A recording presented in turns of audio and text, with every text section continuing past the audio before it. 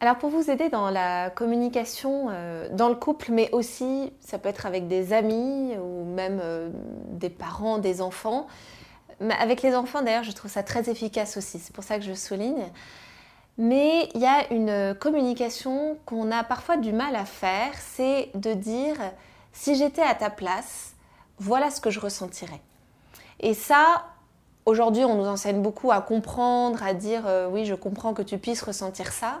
Mais ce travail-là de me dire je me mets vraiment à ta place et voilà ce que moi je ressentirais. Soit vous allez en déduire que vous ressentiriez la même chose que l'autre peut ressentir et donc vous le comprenez et dans ces cas-là l'autre se sent encore plus compris en se disant donc si tu te mettais à ma place tu ressentirais ça aussi.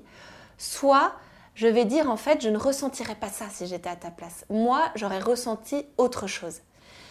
Et ça, c'est un constat qui est important parce que parfois, et particulièrement dans le couple, là en l'occurrence, on se dit que forcément, si l'autre était à ma place, il ressentirait la même chose.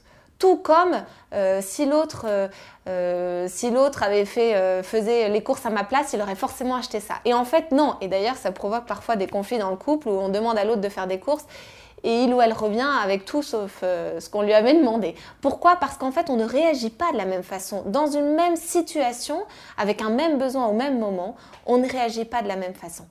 Et là, par rapport surtout à des épreuves en général, ça je le pense en particulier pour le deuil d'un enfant, j'observe beaucoup de couples pour qui le deuil d'un enfant vient provoquer une grosse crise conjugale parce que justement nous sommes tous les deux dans une même situation et pour autant on ressent les choses tellement différemment, on veut vivre les choses tellement différentes et ça crée une incompréhension totale.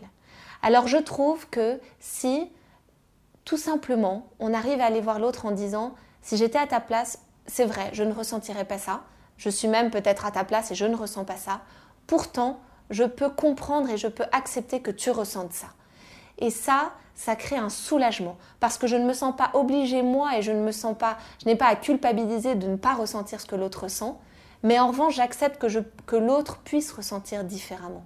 Et ça, c'est un grand soulagement aussi dans le couple.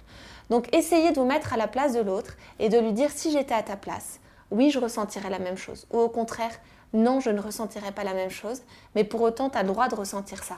Et ça m'intéresse de comprendre pourquoi toi, dans cette place-là, tu ressens ça. Et pourquoi moi, je ne le ressens pas, ou je ressens les choses différemment. Et vous verrez que grâce à cette conversation-là, vous pouvez aussi, parfois, apporter à votre conjoint un regard totalement différent sur la situation.